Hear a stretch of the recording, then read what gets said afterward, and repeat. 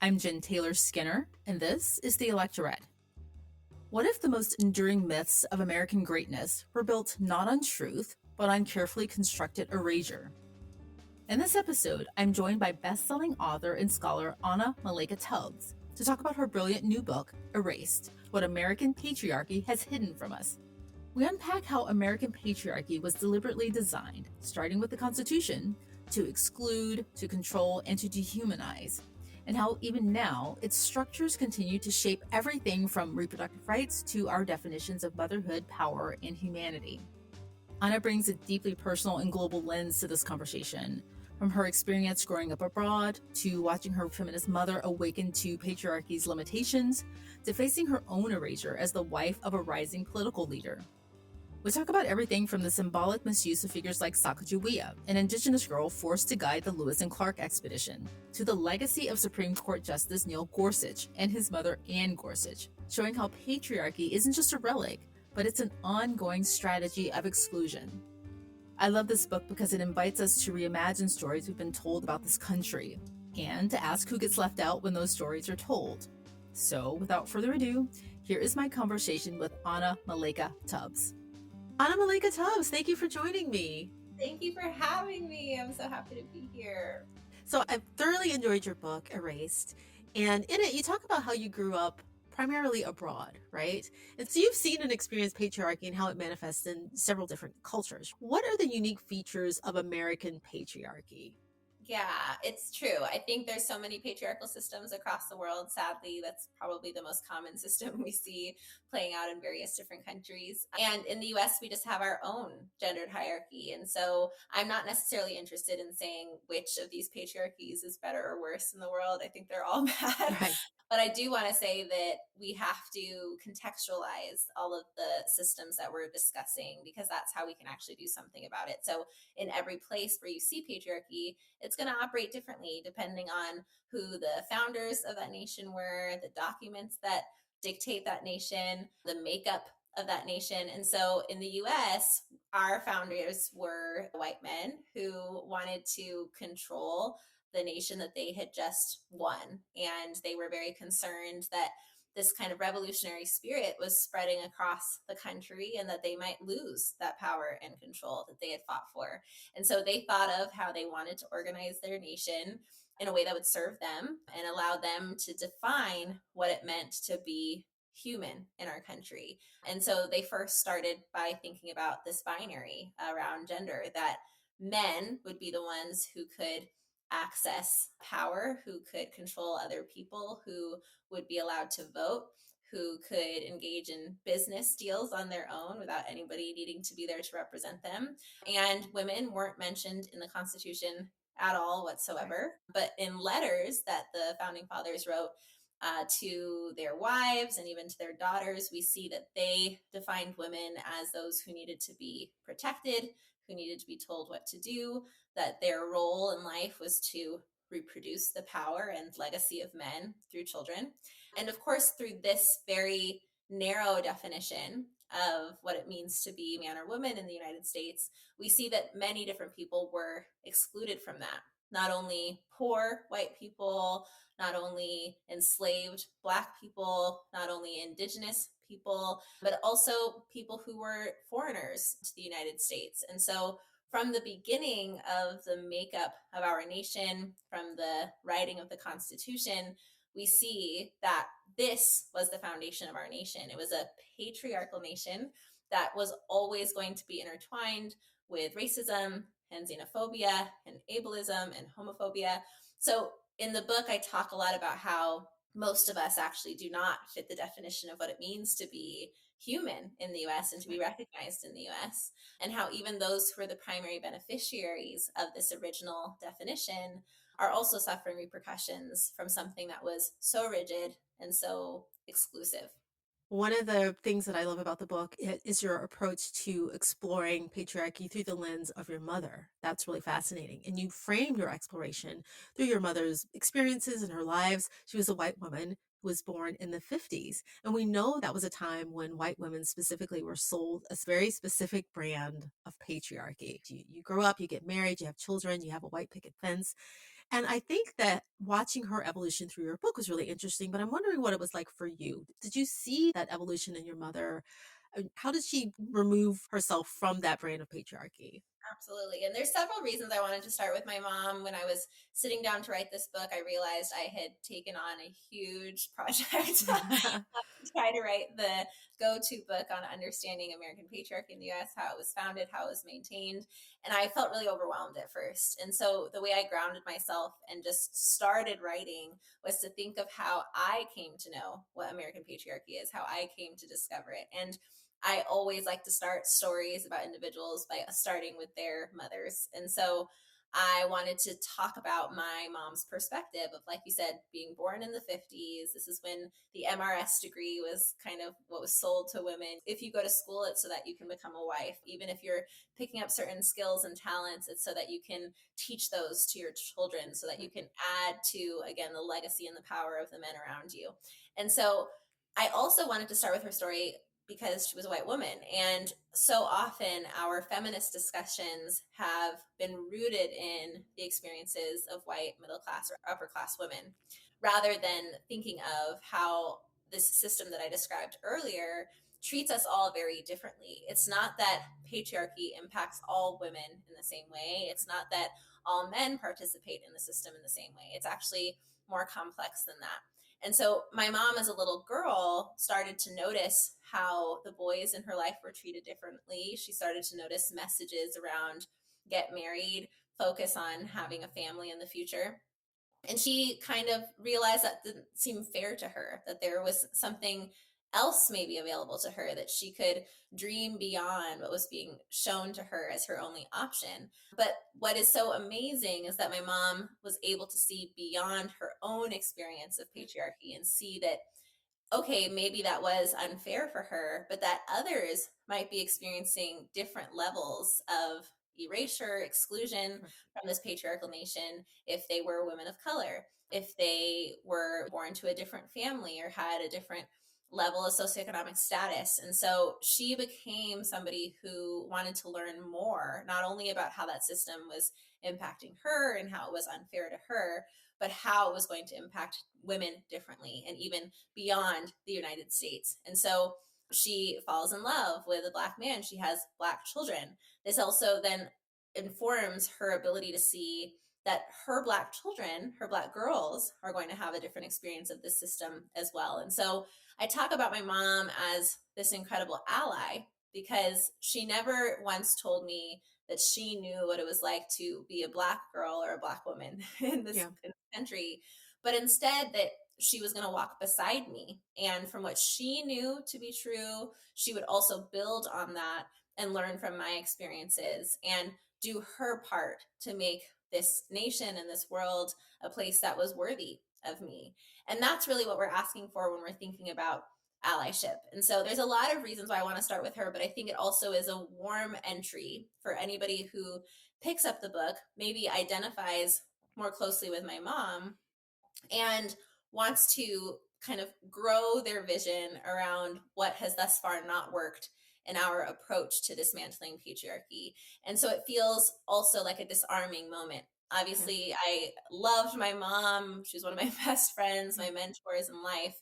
And I think more of us need to be able to see the world through her eyes, where we don't solely focus on how we're being impacted, but we're able to see the larger picture so then we can actually do something about it together. Right. I think that's really important because race, especially in this country, often creates blind spots. And we've seen that with feminist movements throughout history here, where women who were not white were excluded. And so that must have shaped even your approach to solving oppression or writing about oppression and writing about patriarchy in relationship to race. Did it shape you and how you approach that? Definitely, definitely. I think the experience of growing up abroad, especially, my parents really wanted us to see things firsthand. They wanted us to understand that the stories that we were being told, whether through the news or through movies, through any form of media, were often not the full story, which is a really important part of understanding how patriarchy works, that what we're being told can always be questioned. And so one of the ways they thought we would really get to understand this lesson was by traveling to different places abroad and seeing how people were treated differently and seeing all these different ways of believing and living and thinking. And so that informed my understanding of who gets to be in control, who the storytellers are, and what it is they want me to believe and why. And often made me think about who's being left out, Yes. who's being excluded, who's being oppressed, and which voices are necessary in correcting that erasure, in creating more justice and creating more equity. And definitely informed my ability to be a storyteller who sees beyond what we're initially being told. And in this book, that's largely what I'm doing, is saying, let's reevaluate some of the things that we've been taught around concepts like freedom and justice for all. If in these definitions that we talked about from the beginning, most people were not included in that, how can we now think about how that erasure and exclusion is translating into what we're seeing play out on a national level even to this day?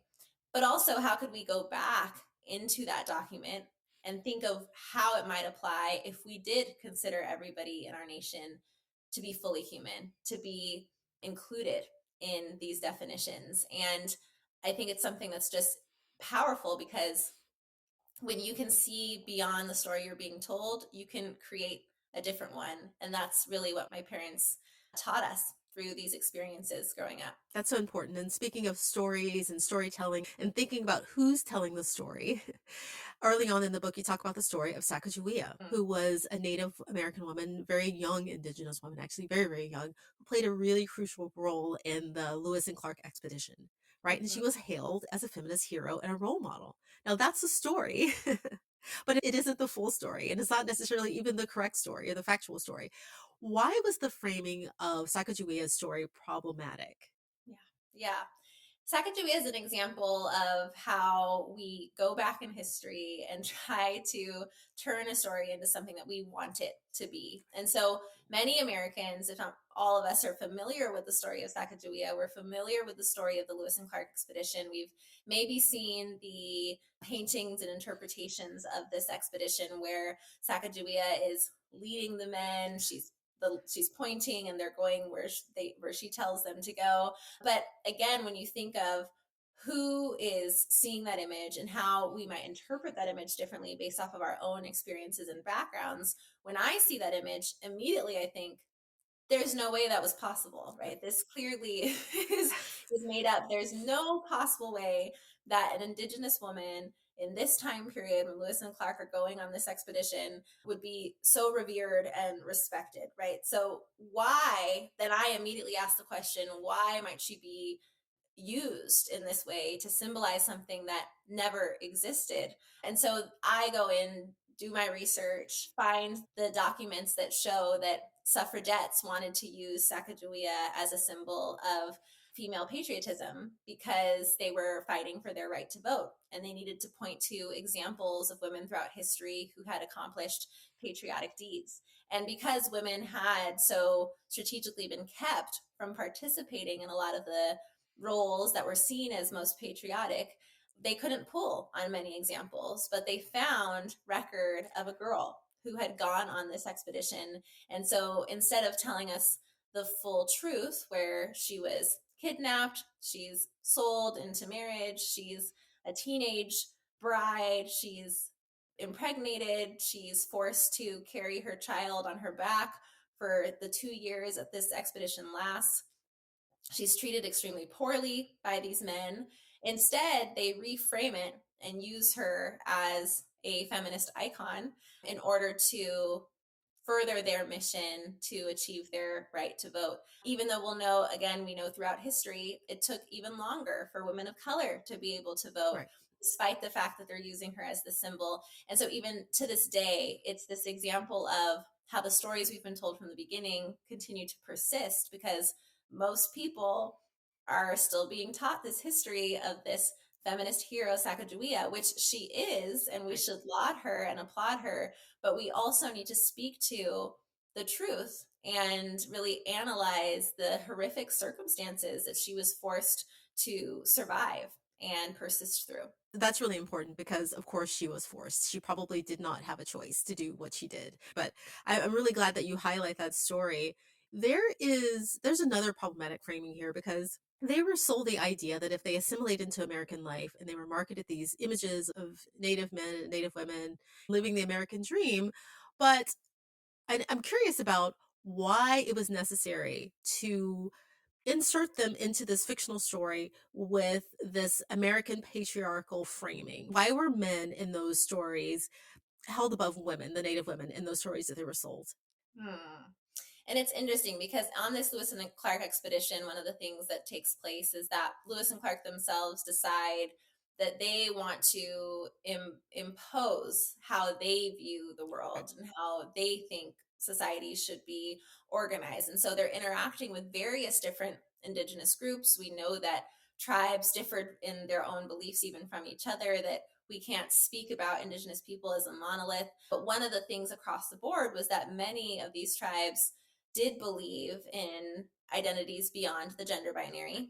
They did believe that women could be in positions of power, that women could be chiefs, for instance.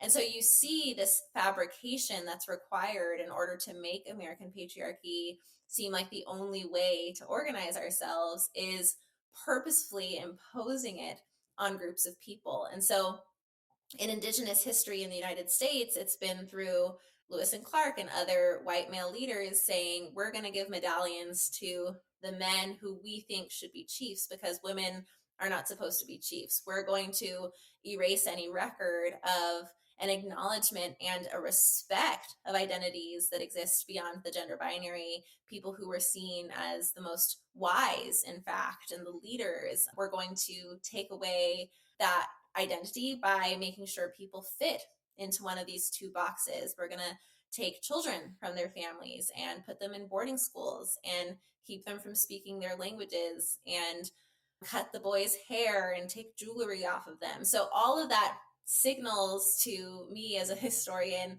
the fabrication and the building that is necessary for American patriarchy to persist. And the reason why Indigenous people are almost given this option between two horrible evils, which is either assimilate or die, is because through the assimilation, there is something to be gained by those who are upholding American patriarchy, and that's more land, that's more property, that's expansion. Versus when we're looking at a relationship between American patriarchy and people who are enslaved, there is a very different thing happening where we have the notion of the one drop rule, and you don't get to be one of us, you don't get to assimilate, because all we want to do is use you as something less than human to further our agenda. And so in the book, I also break down how around this notion of man and woman, people outside of this dominant group are being organized very differently to uphold this status quo. And at the same time, however, this different treatment is reason for more of our movements to work together against a shared enemy. And that carries over into how enslaved Black Americans were also treated in respect to this because they were viewed as genderless, right? Why was that advantageous to American patriarchy?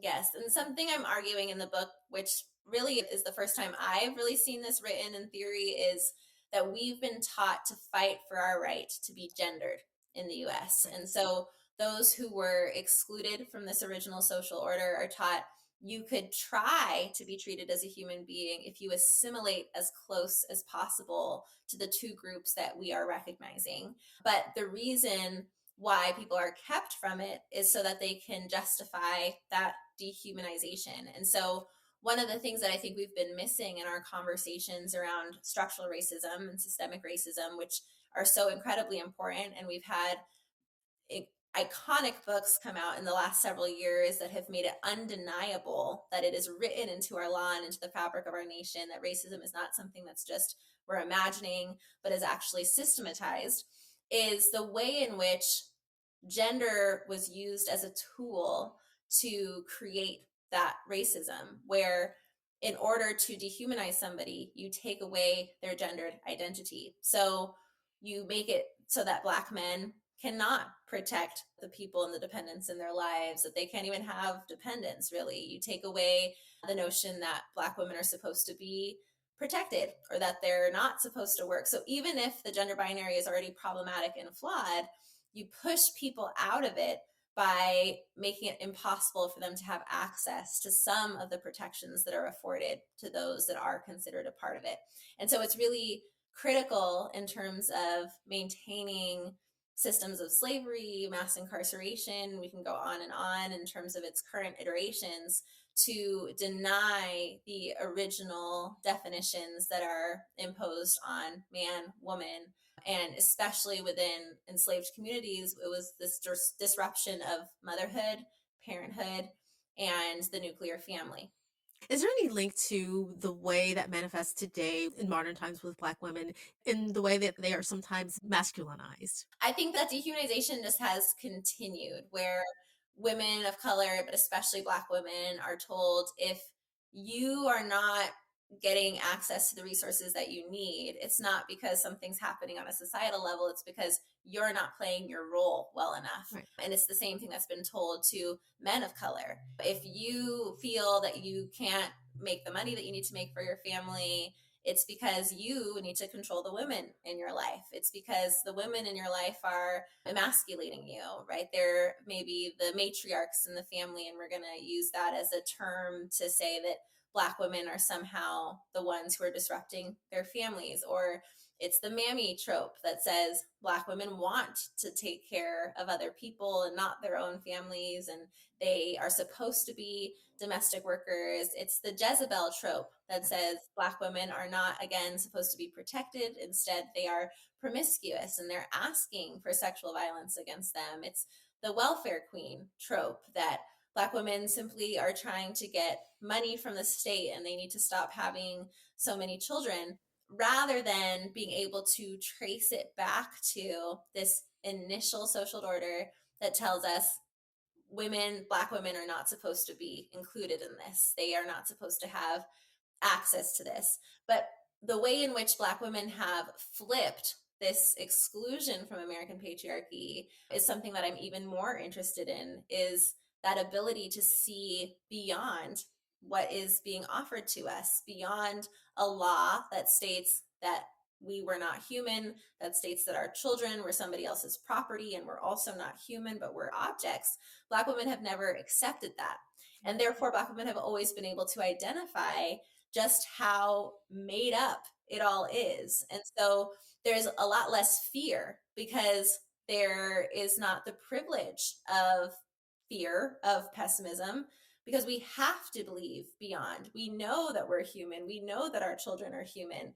So we've always been able to create other possibilities and to get this nation to align with our vision, which is all of us should be considered human beings. And that is actually much more in alignment with American democracy, actually, is this notion that power is vested in all of the people of that nation. And that's what Black women have constantly fought for, because we were the ones that were pushed furthest away from any of the protections of this original social order. So you talk about the Supreme Court and you tell this really interesting story about Neil Gorsuch and how his relationship with his mother helped shape who he became, and also how the Supreme Court was deliberately shaped to carry out these American patriarchal values. So can you tell me the story about Neil Gorsuch and just generally about the Supreme Court?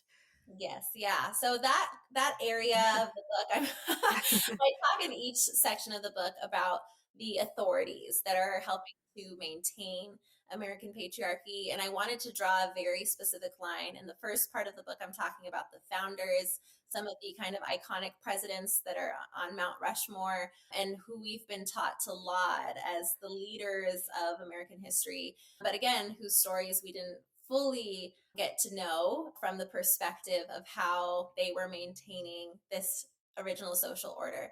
And so in the second part of the book, the authorities that I move on to are our Supreme Court justices, because there's a direct line between what the founding fathers envisioned and what the Supreme Court, even of today, is still maintaining and still protecting. And so in each chapter, I explain a little bit about why we should not be surprised by the decisions that our current Supreme Court justices are making by giving you some of that background. And so Anne Gorsuch, Neil Gorsuch's mother, was this conservative politician. She was the first woman actually to lead the Environmental Protections Agency, but she was very staunchly against women's rights, against reproductive justice. She dismantles the Commission on the Status of Women when she's elected.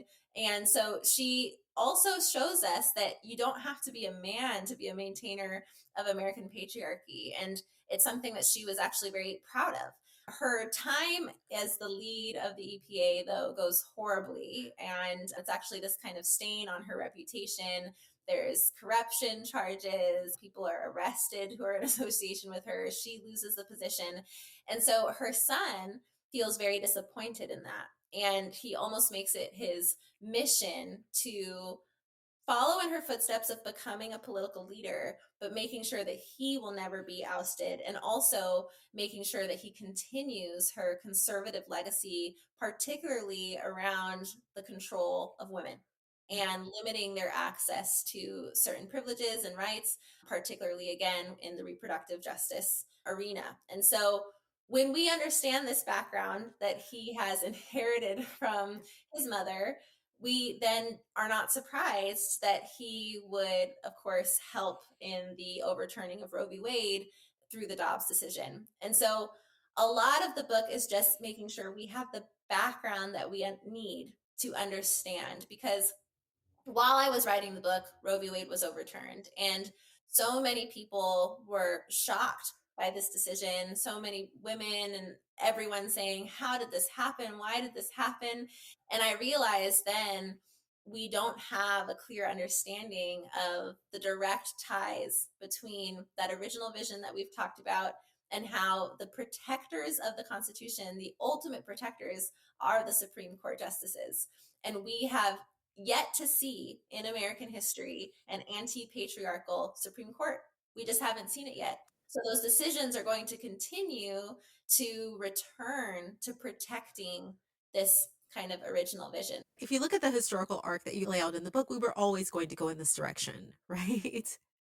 Exactly, we were. And it doesn't mean that we dismiss the forward progress that we've made at times, right? Because obviously Roe v. Wade was there. We had it for a little while, but it also reminds us that, going back to the first question, where it was a limited vision, it was something that was protecting the rights of mostly middle class and upper class white women. It didn't fully cover all of our needs when it comes to reproductive justice. And so for those many activists who are saying we need to regain the rights of Roe v. Wade, it's actually, and we also need to continue to make sure that we're considering other needs, considering those whose ability to have children was removed from them, considering histories of forced sterilizations in the United States, and really making sure that when we come back with another win, and we can win, we can continue to put important policy forward that will secure these rights and they will be less vulnerable, that we're considering everyone,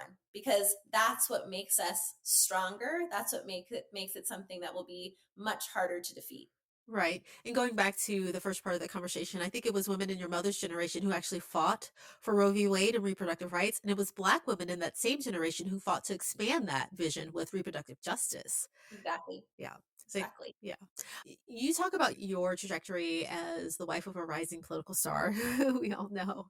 And I do find it surprising that the way that you were treated in this kind of very obvious patriarchal way. Explain that a little bit. What are some of the things that you saw as the wife of Michael Tubbs from everyone, really?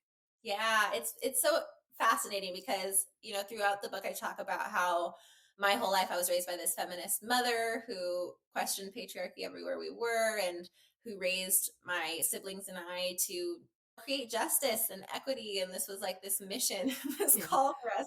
And so I went to Stanford and I was studying anthropology, and I'm on my path to, I always wanted to be a public intellectual. I don't know how I knew that word early on, but I wanted to write books that helped more people understand each other. And I wanted to travel and speak to audiences and bring more people together in the celebration of difference. So I have this trajectory and I'm well on my way.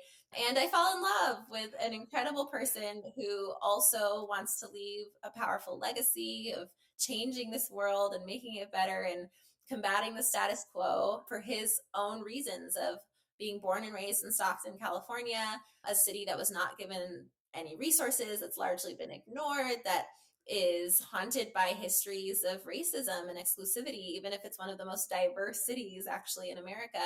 And so this was his calling. And I didn't know early on when we were dating, and I'm 19 and he's 21, how by bringing these lives together, I was going to have a front row seat to the things that I studied so deeply, especially around patriarchy and the erasure of women and the desire to push women into certain roles. And so anytime that I went to Stockton and he was running for city council, he decided shortly after our first date that he was going to run for city council. I didn't know what I was signing up for. I could see my identity shifting in other people's eyes, that if we were on Stanford's campus where people already knew us and they knew us as separate leaders, I didn't experience that erasure. But as soon as I was in Stockton and we're knocking on doors together, immediately I could tell people are saying things like, he's the brains, you're the beauty, out of nowhere, as if that's some kind of compliment. Or people saying, oh, you're the trophy girlfriend, again, as if that was some kind of compliment. Or people saying, those who thought they were giving me a real compliment, saying, you're the woman behind the great man. People really sincerely think that's a really nice thing to say. And I'm saying, do not paint me in history that way.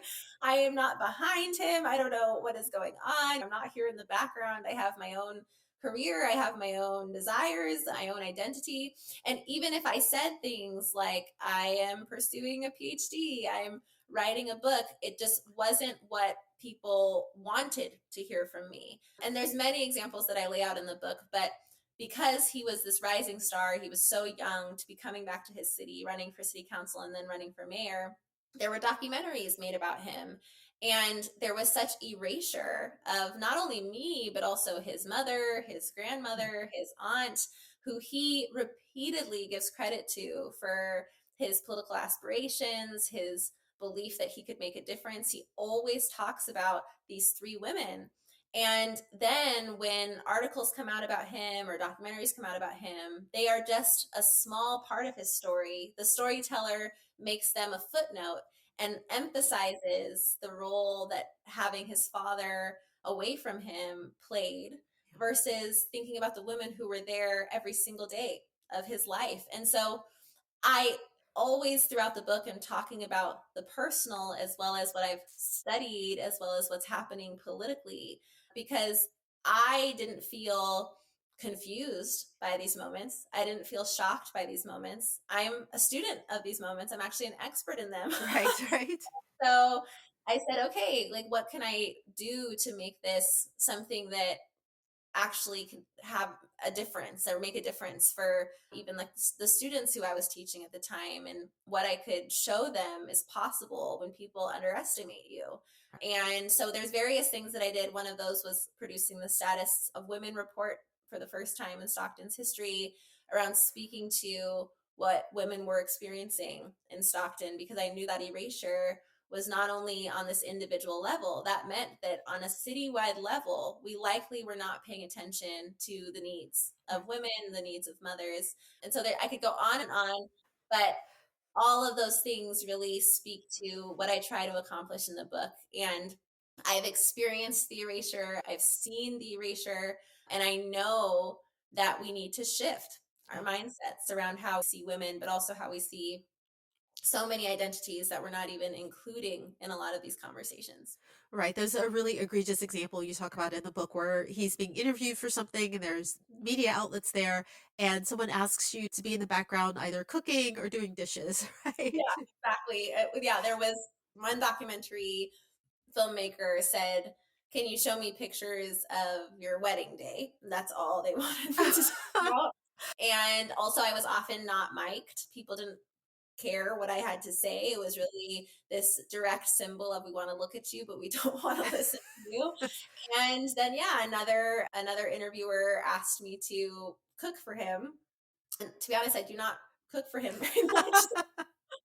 It was just all so contrived. And again, to kind of go back to that notion of the storyteller, Right. I am always seeing it. It's so obvious to me. But many people are walking through their lives day to day, not understanding that they're also coming up against American patriarchy. They just might not see it as obviously as I do. So they might not challenge it in the same ways that I do. And one of the goals of this book is to make it as obvious to everybody else as it is to me, because that's when we can do something about it. That's when we can speak up about it. And one final story I'll tell her on this is when our first child was born. I was standing next to Michael at an event. We'd left the baby at home, and someone walked up to us and goes directly to Michael, doesn't even look at me, even though I'm standing right there, and says to him, "Congratulations on the birth of your son." As if, again, going back to this original notion of women are just supposed to recreate the power and legacy of men, and this is something we need to congratulate this man for. And what I said in that moment, I looked at Michael and I looked at the person and I said, "I had no idea that you could give birth, Michael. Congratulations, that is huge." Yeah. And kind of laughed it off. And I could see that person shift suddenly. And he goes, "I'm so sorry. Congratulations to you." He didn't even realize what he was kind of replicating in that moment. And so I really am somebody who approaches patriarchy with a lot of compassion. I think most people just are unaware of how they're reproducing it. You even talk about the decision to become a mother and through the framework or the lens of patriarchal views, right? Explain that to me and how that worked for you. Yeah. When I was writing The Three Mothers, my first book, I did a deep dive into motherhood theory and how motherhood is treated in the US on a larger, more universal scale, but also then how Black feminist scholars saw motherhood very differently. And so, in terms of kind of dominant feminism and a lot of the texts that are lauded as classic feminist texts, it's often the case that we speak about motherhood as the replication of patriarchy, and that actually women should maybe try not to become mothers, because that is the way in which we are forced to play these more domestic roles, and where many women feel they have to give up on their aspirations in order to fulfill this identity. But then when I started to look more into Black feminist scholars and how they viewed motherhood, especially going back to the history we spoke about, where for a lot of Black women, that motherhood has been removed, or somebody has tried to take that from us, either by separating us from our children or making it so that we have to prioritize other children or other responsibilities outside of our family. And we also saw it with Michelle Obama, how so many people were upset with her because she said she was mother in command. And if you don't understand Black women's history in the US, you might not understand these moments, but that is actually revolutionary for Black women to say, "I am prioritizing this because for so long this was kept from me." And also because we see the role of motherhood very differently. And I talk about this at the beginning of the book, where I quote June Jordan, who says that every time a child is born, the world begins again. And that this was how a lot of Black feminist writers saw motherhood. The power and the influence of motherhood was stewarding in new worlds and the world beginning again. And so there was this pride, there was this reclaiming of the role of motherhood. And it's something that I was so grateful for in writing The Three Mothers, but also my dissertation on the mothers of MLK Jr., Malcolm X, and James Baldwin, while I then was expecting my firstborn. So I started the project before I was a mother, but throughout the process of completing it, it became very personal for me. And so I approached my motherhood with that confidence and that reverence for the role, and knowing how powerful it is, how influential it is, how important it is, but also how important it is that I get the support that I need so that I can do my role well. I can be in partnership, right, with this co-parent. And it's not something that I'm supposed to do alone, that it's supposed to take place in community. that mothers are not supposed to be burnt out. But through American patriarchy, I understand why we still don't have policy in place that makes that the case for all women, where we don't have universal childcare and we don't have guaranteed parental leave, for instance. All of that plays back into keeping women in a role. So it's not motherhood that does that, it's American patriarchy that does that. Right. Right, exactly. And I think that's at the core of what Black feminists were setting up when they created the framework of reproductive justice. It's not just about not having children, it's about having children in the way that you want to have children too. So Yeah. think that's really important to center Black feminists in that conversation. Yes, and being able to make the choices that work best for you and best for your family. And so there's many ways in which I was able to build that around myself. I knew I wanted to work with doulas. I wanted to have a midwife for my second and my third born. I wanted to have women of color around me who were going to see me as a human being, because I know about the history of gynecology in the US being based on experimentation on Black women's bodies. And so if a system is born of that, of course, we're going to continue to see a lack of humanity in the way that these systems treat Black women. And we see it in the maternal health crisis across the board, regardless of race, regardless of socioeconomic status, but we see it disproportionately affecting Black women. And so I was able to afford having a doula and a midwife. But what I want is for that to be possible for everybody in the United States, regardless of those privileges, because that's what we're fighting for, is choice, our ability to make decisions for our bodies, whether that's to have children, whether that's to have access to birth control. And so all of that is a part of the Black feminist tradition of the definition of reproductive justice. So there's a refrain in your book, a mantra that you repeat often, and it's things do not have to be this way, right?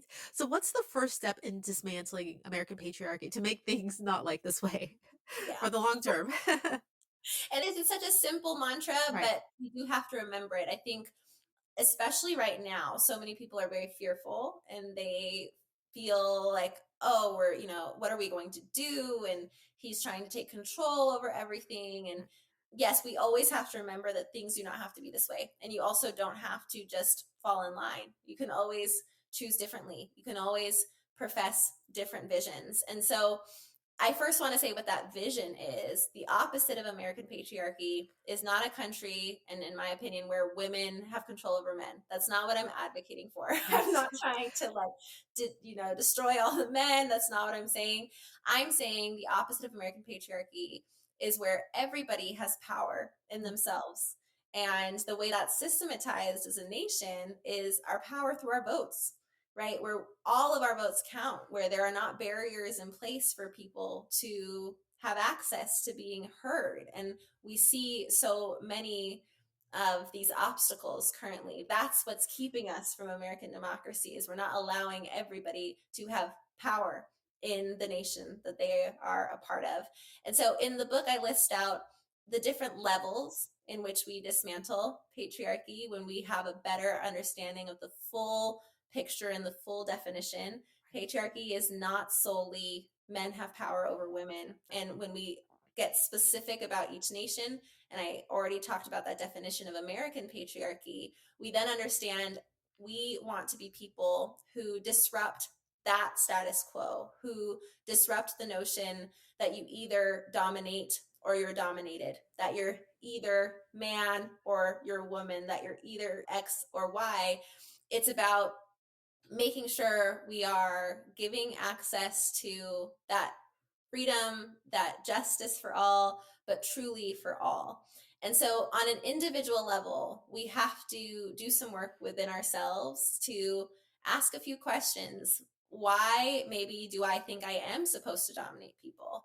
Have I been taught that? Do I believe that? Am I living my life trying to gain as much power over people as possible? That's a first reflection.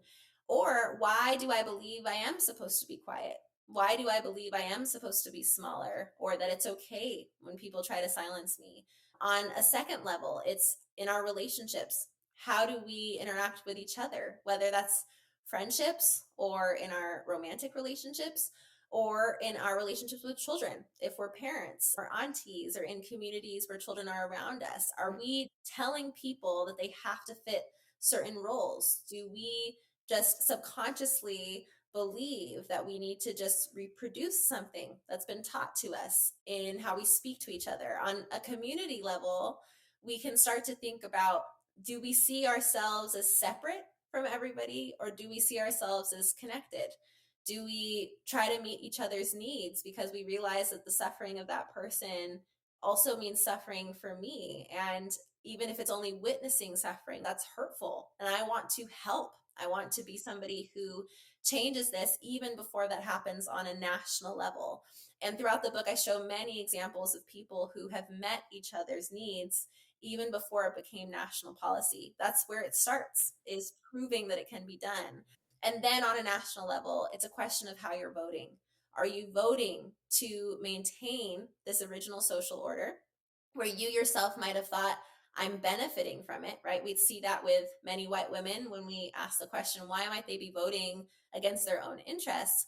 Well, within American patriarchy, there is an elevated status there. Yeah. And so maybe subconsciously and sometimes consciously, they're voting to protect at least this designation of human that they're afforded. And they're aware that not everybody has access to that, and they don't want to slide down the ladder. Or are we voting for us to get rid of that ladder so that everybody's needs are met and we can finally see what it means to live in a real democracy? So well said. Thank you so much. Well, Anna, thank you so much for joining me. I've thoroughly enjoyed this conversation. I love the book. Everyone should read it to have a full understanding of American patriarchy. And just thank you. Thank you for taking the time to talk today. Thank you so much for having me. I appreciate it.